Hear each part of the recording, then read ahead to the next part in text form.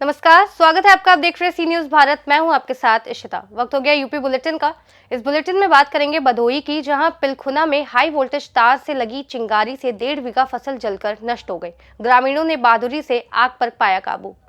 खबर भदोही से है, जहां उंच थाना क्षेत्र के पिलखुना प्रेम टुका में बृहस्पतिवार की दोपहर में हाई वोल्टेज तार से निकली चिंगारी से करीब 1.5 बीघा फसल जलकर नष्ट हो गई।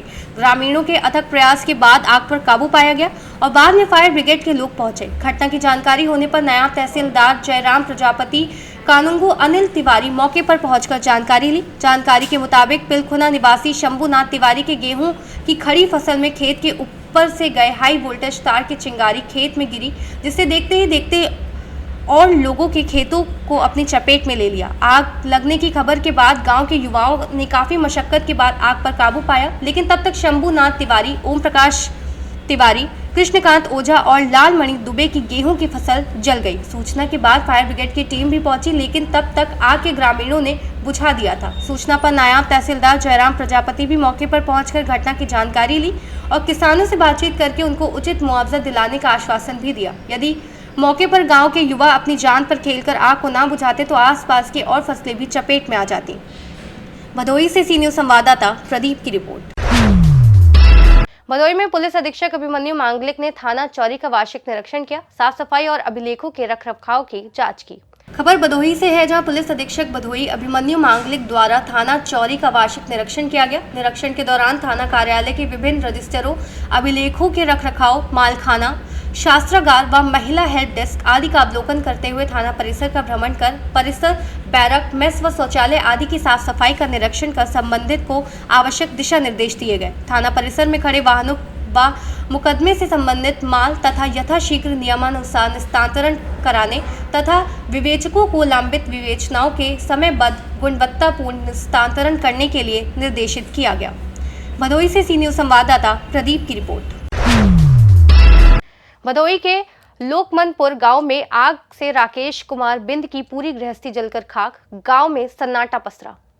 खबर भदोही से है, जहां औराई थाना क्षेत्र के लोकमनपुर गांव में राकेश कुमार बिंद के झोपड़ी में लगी आग ने उनके पूरे मकान को अपनी चपेट में ले लिया। गुरुवार को अचानक लगी आग की चपेट आकर राकेश बिंद की पूरी गृहस्थी को खाक कर दिया, जिसके चलते पूरे गांव में सन्नाटा पसरा हुआ है। ग्रामीणों के अथक प्रयास के बाद आग पर काबू पाया गया और बाद में फायर ब्रिगेड के लोग पहुंचे। घटना की जानकारी होने पर लेखपाल और कानूनगो भी मौके पर पहुंचकर जानकारी ली। मिली जानकारी के मुताबिक लोकमनपुर गांव निवासी राकेश बिंद के परिजन दोपहर में अपने मकान और झोपड़ियों में सो रहे थे कि अचानक आग लग गई और देखते ही देखते आग ने प्रचंड रूप धारण कर लिया। जब तक आग पे काबू पाया जाता तब तक फसल सहित पूरी गृहस्थी, साइकिल, 2 बाइक सहित कुछ परिजन भी झुलस गए। वहीं एक बछिया की मौत हो गई और एक बकरा भी झुलस गया। देखते ही देखते आसपास के पेड़ भी आग में झुलस गए थे। आग लगने की खबर के बाद गांव के युवाओं ने काफी मशक्कत के बाद आग सूचना के बाद फायर ब्रिगेड की टीम भी पहुंची, लेकिन तब तक आग को ग्रामीणों ने बुझा दिया था। अपना नाम बताइए। मेरा नाम दिनेश कुमार बिंद है। मैं लोकमनपुर का निवासी हूँ। अच्छा, घटना का क्या कारण था? किसके घर में आग लगी है और क्या हुआ? राकेश कुमार बिंद के घर में आग लगी है और आग का कोई पता नहीं चल पाया कैसे लगी, लेकिन यहाँ पर काफ़ी नुकसान हुआ है। 2-4 जानवर भी जल गए हैं, जिसमें खस्सी भी थे और गाय बच्चे थे, बछड़े थे और बच्चे भी काफ़ी घर में था, बंद था, वहाँ भी आग लग गई थी, लेकिन पीछे से दीवार तोड़कर बच्चों को निकाला गया। कुछ वाहन भी नुकसान में है? हाँ, वाहन 2 बाइक थी, वो भी जल गई, साइकिल थी और घर का सामान बहुत था, नुकसान हुआ है। कोई बच्चे या पुरुष जला है? महिला? हाँ, 2 पुरुष थोड़ा जल गए हैं और एक लड़की भी जली हुई है। फायर ब्रिगेड को आपने सूचना दिया? हाँ, सूचना दिया, थोड़ा सा लेट पहुंचा, लेकिन तब तक गांव की मदद से थोड़ा आग पे काबू पाया गया था, लेकिन मौके से पहुंच गई थी फायर ब्रिगेड। भदोही से सी न्यूज संवाददाता प्रदीप की रिपोर्ट। कोतवाली अंतर्गत वार्ड नंबर 10 पुरानी बाजार में एक युवक ने फांसी लगाकर आत्महत्या कर ली। खबर भदोही से है, जहां कोतवाली अंतर्गत वार्ड नंबर 10 पुरानी बाजार में एक युवक ने फांसी लगाकर आत्महत्या कर ली। कैंसर रोग से पीड़ित युवक ने अपने घर के छत पर लोहे के रॉड के सहारे साड़ी का फंदा बनाकर छत से नीचे झूलकर आत्महत्या कर ली। मामला पुरानी बाजार से पचलौरिया जाने वाले मार्ग स्थित एक कॉलोनी में बीती रात का है। मृतक की पहचान अजय शर्मा उम्र 40 वर्ष पुत्र बब्बू शर्मा के रूप में हुई। आशंका जताई गई है कि कैंसर रोगी होने पर ही मृतक ने कदम उठाए हैं। आत्महत्या के कारणों का फिलहाल पता नहीं चल सका है। घटना की सूचना मिलते ही ज्ञानपुर पुलिस मौके पर पहुंची और शव को कब्जे में लेकर कार्रवाई में जुट गई है। पुलिस मृतक के परिवार और आसपास के लोगों से पूछताछ कर रही है ताकि घटना के पीछे की सच्चाई का पता लगाया जा सके। कोतवाली प्रभारी ज्ञानपुर प्रभारी ने बताया कि प्रथम दृष्टया ये आत्महत्या का मामला लग रहा है, लेकिन पुलिस भी पहलुओं की जांच कर रही है। आत्महत्या के कारणों को स्पष्ट करने के लिए मृतक के मोबाइल फोन की जांच भी की जाएगी। शव के पास किसी प्रकार का सुसाइड नोट नहीं मिला है। फिलहाल पुलिस इस पूरे मामले की जांच कर रही है और परिजनों से पूछताछ कर रही है। भदोही से सी न्यूज संवाददाता प्रदीप की रिपोर्ट। लखीमपुर खीरी में भ्रष्टाचार के खिलाफ आवाज उठाने पर पत्रकार दीपक पंडित की गिरफ्तारी, मीडिया जगत में आक्रोश। खबर लखीमपुर से है, जहां प्रशासन के दोहरे रवैये ने फिर से ध्यान आकर्षित किया है। पत्रकार और मशहूर यूट्यूबर दीपक पंडित के खिलाफ मुकदमा दर्ज कर उसी दिन गिरफ्तारी की गई, जबकि अपराधियों के मामलों में पुलिस की प्रतिक्रिया धीमी है। वन कॉल मीडिया हेल्पलाइन ने इसे पत्रकारिता पर सीधा हमला बताया है। दीपक पंडित ने एक भ्रष्ट कंप्यूटर ऑपरेटर के खिलाफ आवाज उठाई थी, जिसके चलते उनकी गिरफ्तारी हुई।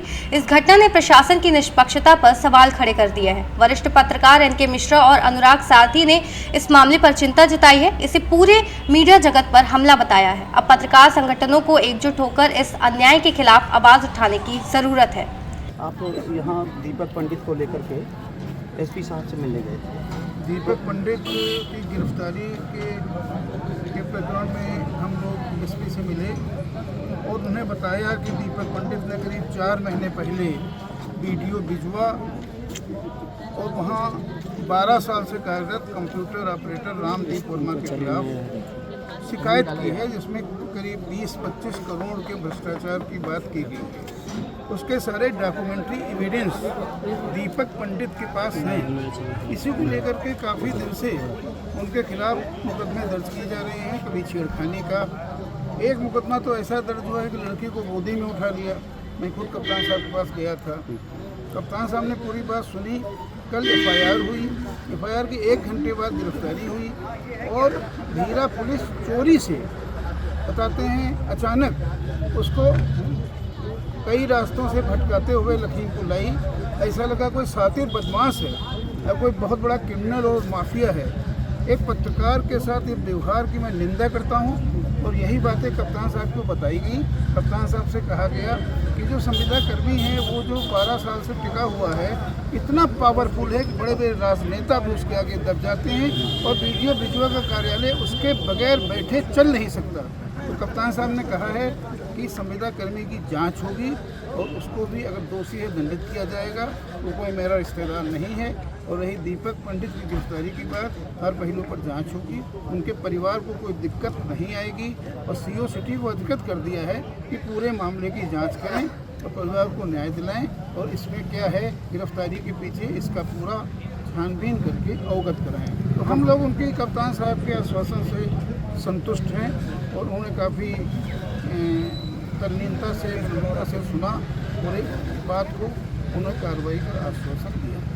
कप्तान साहब तो शुरू से इस मामले को देख रहे हैं, फिर ये बाद में धाराएं बढ़ाने का और त्वरित जो है उसको जेल भेजने का। ये बात उनसे कही गई, इसमें कोई इन्वॉल्व है। आप देखिए, जब आदमी के पास पैसा होता है, अथाह धन होता है, करोड़ों रुपए होते हैं, तो उसकी ताकत स्वतः बढ़ जाती है। उसी ताकत का इस्तेमाल हुआ है और धन बल का इस्तेमाल हुआ है। अब धन बल से राजनीतिक इस्तेमाल हुआ हो या जो भी इस्तेमाल हुआ हो, कारण तो है इसके पीछे। क्योंकि कप्तान साहब ने भी आज फ़ोन नहीं उठाया किसी का। कल रात में मेरी उनकी बात हुई थी करीब 11 बजे और मैंने उनको पूरा वृत्तांत बताया था। दीपक पंडित का देख लीजिए, उसको इस तरीके से पुलिस ने उठा लिया है। उन्होंने कहा भीतर देखेंगे, बस उसके बाद कोई बात नहीं हुई। फिर इस समय मुलाकात हुई कप्तान साहब। तो अब पत्रकार संगठन और पत्रकारों को क्या पत्रकार संगठन जो बात की गई है, सीओ सिटी को जांच दी गई है, उसकी प्रतीक्षा करेगा, उसके अपडेट लेगा, उसके बाद अपना अगला रणनीति जारी करेगा, देखेगा। एक भ्रष्टाचारी के खिलाफ खबर लिखने को लेकर के उनको जेल के अंदर भेज दिया गया। देखो भाई, बात यह है ना कि हम लोगों को देर में खबर मिली। 10 बजे खबर मिली, जब वो गिरफ्तार करके प्रशासन एक्शन में आ गया। हम लोगों ने पूरी, हमारे जितने भी पत्रकार साथी हैं, हम उनको बधाई देना चाहते हैं। वो बहुत हाई स्पीड में दौड़े, बीरा थाने पहुंचे। बीरा थाने से जब बात पता लगा यहाँ आ चुके हैं तो यहाँ पहुंचे, लेकिन पुलिस ने तब तक जेल भेज दिया। आज मैं पहली बार लखीमपुर जिले के पत्रकारों में इतना हमने एक्टिविटी देखी है कि एक मैसेज पे 100 नंबर की तरीके से बीरा थाने पहुंच करके और कप्तान साहब के ऑफिस में पहुंचने का काम उन्होंने किया है। इसलिए लखीमपुर के पत्रकारों को हम धन्यवाद देना चाहते हैं। दूसरी बात दीपक पंडित की है। दीपक पंडित की जो घटना है, सवेरे पता लगी, सब लोगों ने एक्शन लिया। अभी हम भी लखनऊ थे, भागे हम भी स्पीड में, लेकिन तब तक पुलिस ने उनको जेल भेज दिया था। जेल भेजने से पहले तमाम अधिकारियों से बात करने की कोशिश हम लोगों ने की थी, बात नहीं हो पाई। सब लोग यहाँ इकट्ठा हुए, कप्तान साहब डिस्ट्रिक्ट के कप्तान साहब हैं, उनसे अभी वार्तालाप हुई है। उन्होंने निश्चित ही दीपक पंडित के परिवार को न्याय दिलाने की बात कही है, और क्योंकि उनको भी गुमराह कर देने का काम किया गया था नीचे मातहत अधिकारियों द्वारा। अब वो निश्चित तौर पे अच्छी जांच करेंगे और हमें पूरी उम्मीद है कि कप्तान साहब हमारे पत्रकार के परिवार को न्याय दिलाएंगे। साथ में जो भ्रष्टाचारी है जिसने एप्लीकेशन दिया था, उसके खिलाफ भी कार्रवाई करने का आश्वासन कप्तान साहब ने दिया है, और निश्चित ही अच्छे कप्तान साहब है। निश्चित ही आप मान लीजिए कि ये हमें पूरी उम्मीद है कि ये काम होगा।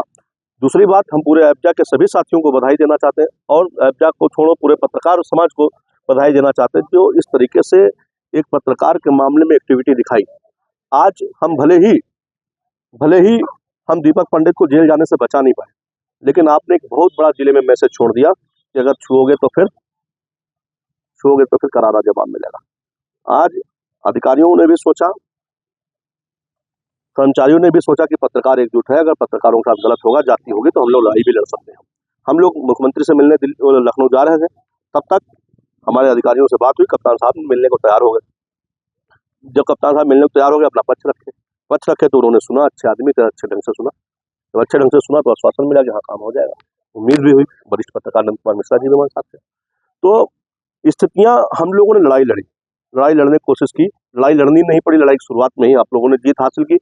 भले ही हम दीपक पंडित को हम बचा नहीं पाए मौके पर, लेकिन उम्मीद है कि 1-2 दिन में दीपक पंडित हमारे बाहर होंगे, और पुलिस भी सहयोग करने का काम पूरी तरीके से करेगी। पुलिस से भी ये उम्मीद है, और हमारे पत्रकार बंधु इसी तरीके से एक्टिव रहें, क्योंकि आज दीपक पंडित के साथ मामला है, कल किसी और के साथ हो सकता है। अभी साथ में मीडिया के माध्यम से नंद कुमार मिश्रा जी के सामने हम सभी को बता दे रहे हैं, अभी राघवेंद्र वाजपेयी वाले मामले में हम लोग एक बड़ी लड़ाई लड़ेंगे, क्योंकि सबको लगता है, प्रशासन को लगता है, शासन को लगता है कि राघवेंद्र वाजपेयी का मुद्दा खत्म हो गया, ऐसा लग रहा है ना।